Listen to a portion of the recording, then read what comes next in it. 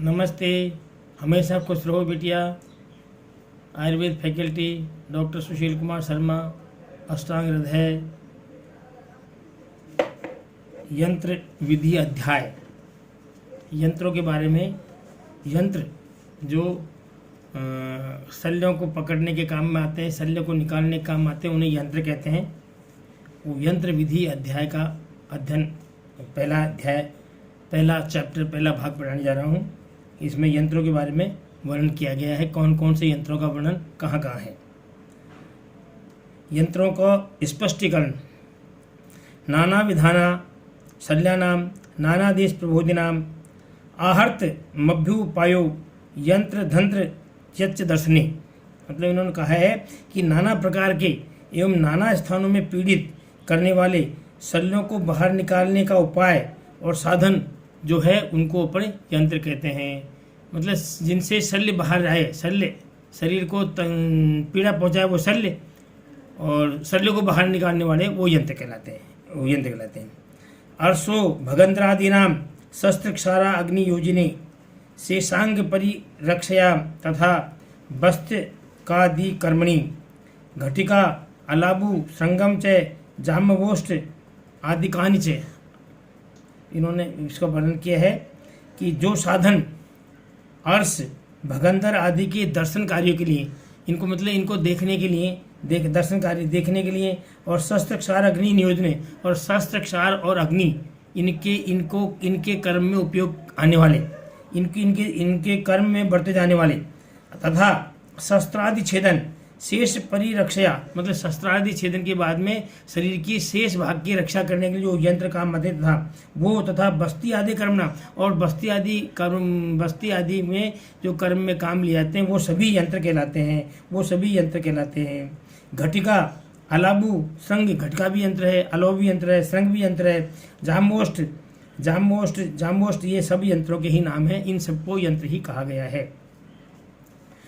रूप एवं कार्य के अनुसार यंत्रों की अनेकता, मतलब रूप और कार्य के अनुसार, मतलब रूप मतलब बनावट, और उनके कार्य के अनुसार यंत्र बहुत प्रकार के होते हैं। उसके बारे में कहा है अनेक रूपाणी यंत्राणी विविधान्यतः विकल्प कल्पयेदम बुद्ध्वा यथा स्थूल च वक्ष्यते।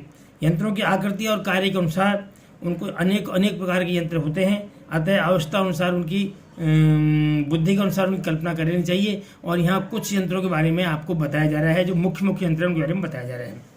तो सबसे पहले स्वास्थ्य यंत्र के स्वरूप और कार्य। स्वास्थ्य यंत्र का स्वरूप क्या है और उसके कार्य क्या है उसके बारे में बताया जा रहा है कि तुल्यानी कंक सिंह अक्ष काक मृग पक्षी नाम, मतलब इन पक्षियों के मुख्य आकृति के ये यंत्र हैं, इसलिए उनको उन्हीं के नाम से पुकारा जाता है।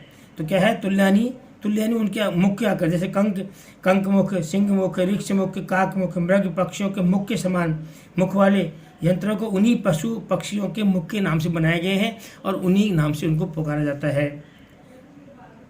कुर्यात संज्ञकानी से ये उसी के प्रकार कार्य करते हैं। अष्टादश अंगुल आयतानी मान्य अयासी न च भूरिशे। ये क्या है, ये यंत्र जो है इनकी लंबाई 18 अंगुल लंबी होती है और प्राय करके ये लोहे के बने होते हैं, लोहे से बनाए जाते हैं। अच्छे प्रकार के लोहे से बनाए जाते हैं। मसूरिका पर्यंतम कंठे बद्धानी कीलकई, और ये क्या है कंठ में मसूरिका के समान कील से बंधे हुए होते हैं।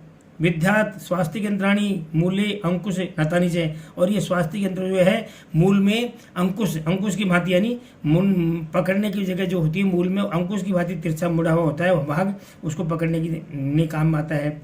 और ये क्या काम करते हैं उसके लिए कहा है तई दृढ़ अस्थि संलग्न शल्य आहरण विष्यते। इसको क्या काम में लेते हैं, इनको मजबूत यंत्रों से अस्थि में लगे हुए शल्य को निकालने के लिए प्रयोग करना चाहिए। मतलब मजबूत यंत्र कहलाते हैं ये, इनको अस्थि में जो घुसे हुए शल्य उनको निकालने का काम आता है। दूसरा है सदस्य यंत्रों के स्वरूप और कार्य। सदस्य यंत्र संडासी कीलबद्ध विमुक्ताग्रो संदसो षोडश अंगुलो, ये क्या है दूसरे प्रकार के होते हैं। कीलबद्ध भी होते हैं और मुख की तरफ से खुले हुए होते हैं। कीलबद्ध और विमुग्रो, मतलब ये संदस मसूर के समान कील से आगे जुड़े हैं और खिले हुए होते हैं और 16 अंगुली यानी 16 अंगुल लंबे होते हैं। इसका उपयोग त्वचा, सिरा, स्नायु और मांस में फंसे शल्य को खींचने के काम में आता है। क्या काम आता है? त्वक, सिरा, स्नायु, पिशित, लग्न, शल्य, अपकर्षणम, मतलब सिरा में, त्वचा में, स्नायु में, मांस में धसे शल्य को निकालने के लिए काम में इनका प्रयोग किया जाता है। दूसरे यंत्र कौन से? षड अंगुलो हरणे सूक्ष्म शल्य भक्षणम। और दूसरा जो 6 अंगुल लंबा होता है संदर्श यंत्र, वो क्या है? सूक्ष्म शल्यों को निकालने के लिए और बाल, आँखों के पलकों के बालों को निकालने के काम में आता है।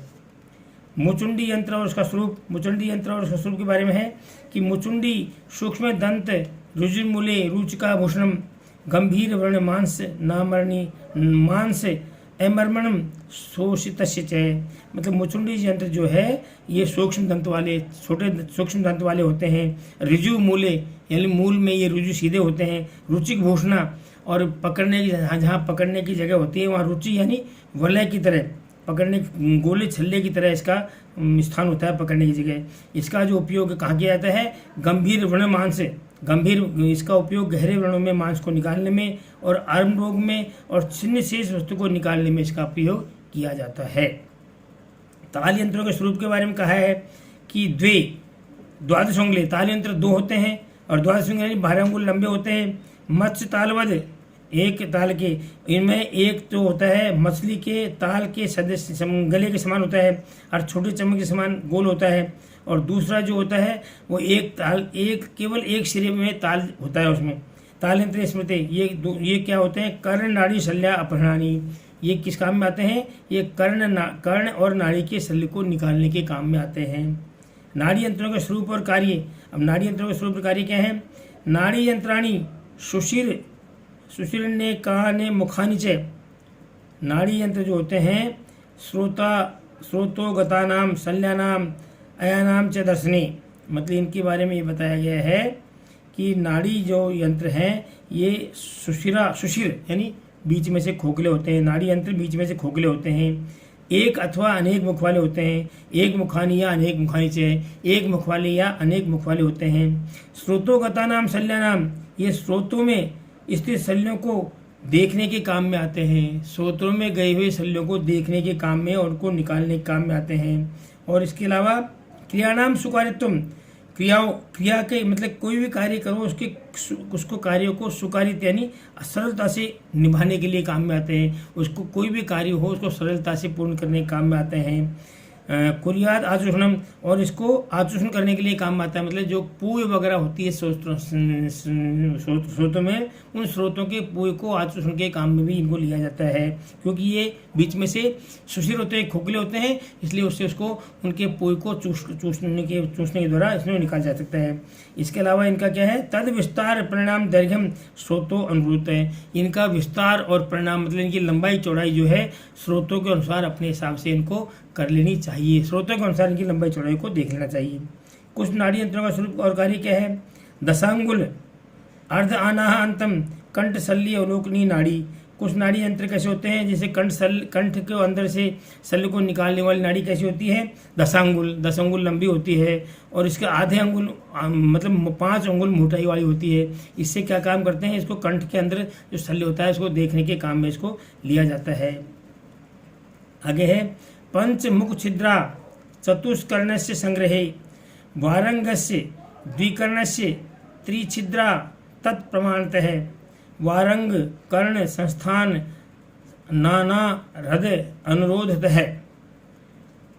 इसमें इन्होंने बताया कि 4 फलकों वाली तलवार व चाकू की मूठ को पकड़ने के लिए मुख से 5 छिद्रों वाली नाड़ी और द्विकर्ण वारंग को पकड़ने के लिए 3 मुख छिद्रों वाली नाड़ी।